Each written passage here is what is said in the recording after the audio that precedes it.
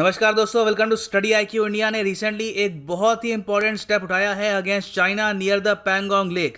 India ने capture कर लिया है काला टॉप या फिर इसको आप कह सकते हैं ब्लैक टॉप पोस्ट। चाइना ये देखकर बिल्कुल खुश नहीं है। इंडिया ने ये कैप्चर करके, ये पोस्ट कैप्चर करके यहाँ पर चाइनीज़ कैमरास, चाइनीज़ इक्विपमेंट सब रिमूव कर दिया है और चाइना ने इसके रिस्पॉन्स में टैंक्स डिप्लॉय कर दिए हैं against India very near the Pangong lake, और इंडिया ने भी इसके रिस्पॉन्स में टैंक्स तैनात कर दिए हैं। नाउ सबसे पहले मैं आपको बता दूं कि हम यहाँ पर किस लोकेशन की बात कर रहे हैं, इंडिया ने क्या एरिया कैप्चर किया है और चाइना इसको लेकर इतना नर्वस क्यों है। फर्स्ट ऑफ ऑल मैं आपको दिखाता हूँ इंडिया का मैप। सो यहाँ पे आप देखेंगे ये है इंडिया का मैप और यहाँ पर है चाइना और ये यहाँ पर है लद्दाख। और देखो ये एक्चुअल में इंडिया का मैप है, the official map of India.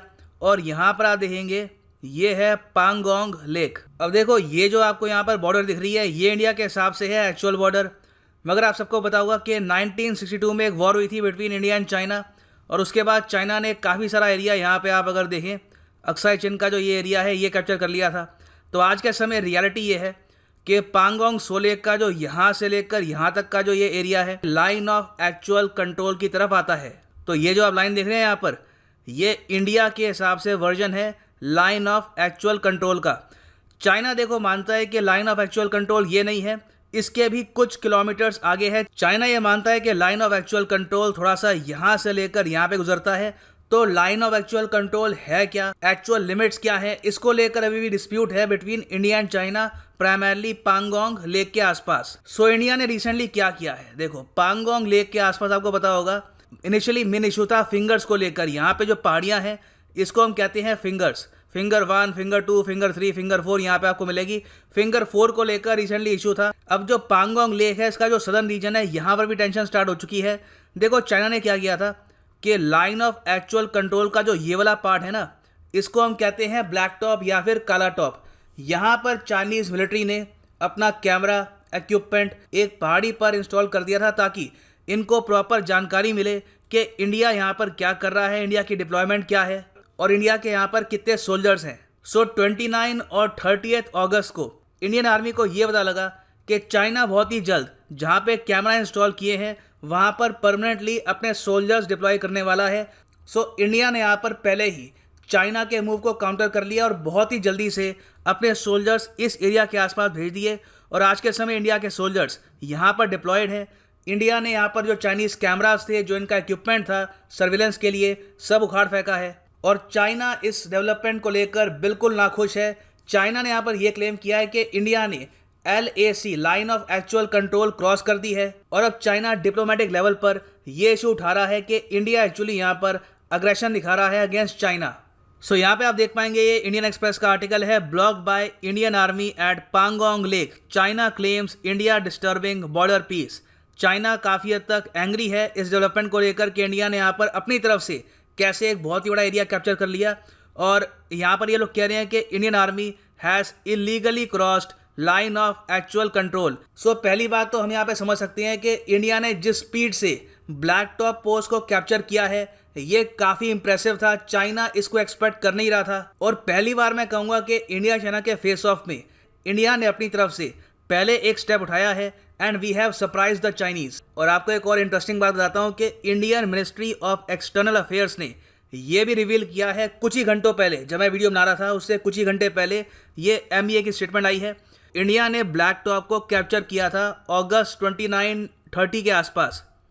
31 अगस्त को चाइना ने फिर से कोशिश करी कि ये ब्लैक टॉप को वापस रीगेन करने की कोशिश करें, मगर इंडियन सोल्जर्स वहाँ पे डिप्लॉयड थे।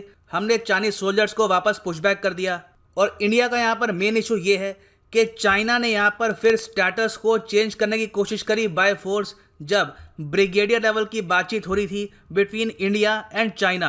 तो देखो चाइना की तरफ से फ्रस्ट्रेशन काफ़ी ज़्यादा है, उन्होंने डिप्लोमेटिक एंगल ट्राई किया, कुछ रिस्पॉन्स उनको आया नहीं है और फिर चाइना ने बाय फोर्स रिकैप्चर करने की कोशिश करी, वहाँ पर वो फेल हो गए।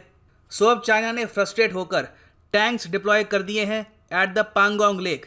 ये जो टैंक्स हैं ये डायरेक्टली आज के समय पॉइंट कर रहे हैं to the black top post और इंडिया ने भी इसके रिस्पॉन्स पे जो चाइना की पोस्ट है, जो चाइना के कैंप्स हैं उनको टारगेट करते हुए अपना एक टैंक यहाँ पे डिप्लॉय कर दिया है।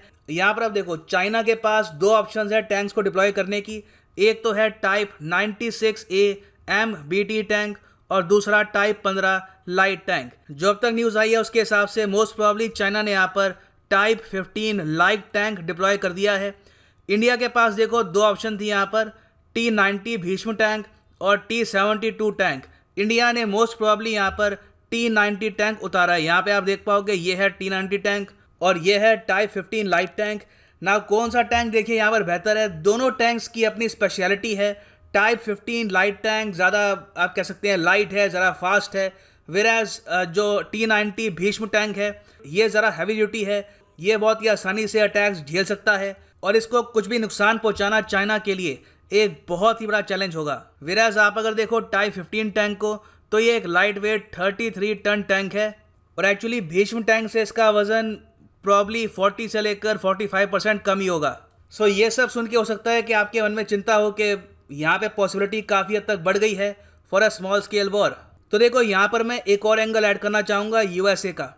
जैसे ही ये डेवलपमेंट उभरी है कि चाइना ने टैंक्स डिप्लॉय कर दिए हैं very near the line of actual control, USA के एक बहुत ही इंपॉर्टेंट ऑफिशियल है the deputy secretary of state Mike Pompeo. आपको पता होगा कि US में सेक्रेटरी ऑफ स्टेट है तो उनके एक पायदान नीचे हैं deputy secretary of state.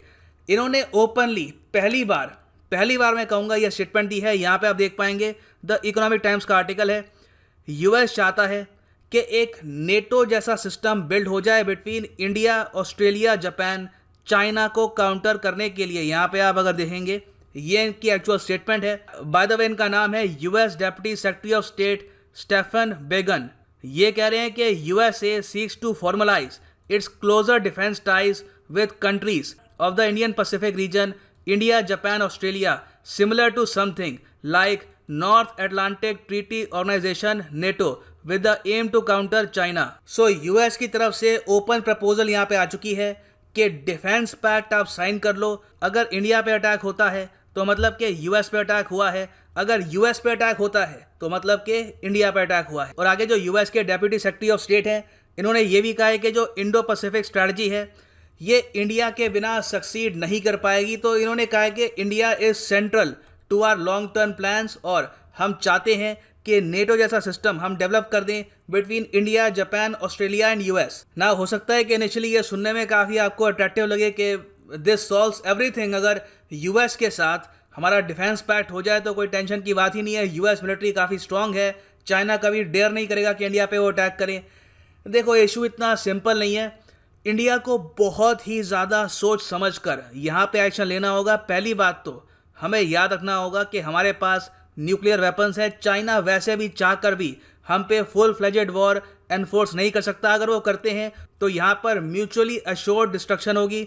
China की सिटीज़, इंडिया की सिटीज़, दोनों तरफ काफ़ी बर्बादी होगी, तो चाइना वो रिस्क नहीं उठाएगा। दूसरी बात यहाँ पर यह भी है कि अगर इंडिया यहाँ पर जापान के साथ या फिर ऑस्ट्रेलिया के साथ भी, क्योंकि अगर ये जो डिफेंस पैक्ट बनेगा तो यहाँ पर चारों कंट्रीज शामिल होंगी। सो इंडिया अगर ऐसे किसी पैक्ट में आता है तो कल को अगर जापान वॉर स्टार्ट करता है अगेंस्ट चाइना तो इंडिया अपने आप उस वॉर में धकेला जाएगा। तो इंडिया के लिए एक बहुत ही कॉम्प्लेक्स और डिफ़िकल्ट निर्णय होगा। बाय द वे मैं आपको ये बता दूं कि US की तरफ से जैसे ही ये प्रपोजल आई है, चाइना ने यहाँ पर ग्लोबल टाइम्स आपको बता होगा कि चाइना की जो कम्युनिस्ट पार्टी है उसका मेन इंटरनेशनल माउथपीस है।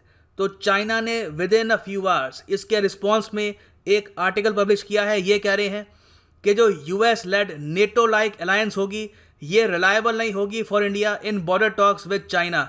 और पूरा आप अगर जो आर्टिकल पढ़ोगे उसमें लिखा है कि इंडिया और चाइना को मिलकर बातचीत करनी चाहिए और कोऑपरेशन करना चाहिए। ये नेटो जैसी अलायंस कोई सोल्यूशन नहीं है टू एनी प्रॉब्लम। तो चाइना ऑब्वियसली काफ़ी नर्वस है of the prospects of a NATO like alliance between US, India, Australia and Japan. और इस टॉपिक को लेकर देखिए मैं एक अलग से डेडिकेटेड वीडियो भी बनाऊंगा कि इंडिया को यहाँ पर क्या ये जो अलायंस है ज्वाइन करनी चाहिए, इसमें प्रॉब्लम क्या हो सकती है, इन द पास्ट क्या हमको एग्जाम्पल दिखे हैं, उसको लेकर एक अलग से वीडियो आएगी। फॉर द टाइम बीइंग ये है एंड इस वीडियो का उम्मीद करता हूँ आपको प्रॉपर क्लैरिटी मिली होगी। मैंने आपको सारी जो न्यूज़ है with proper details, proper source provide की है। So this is right now the end of the video. Thanks for listening and as always, God bless you all.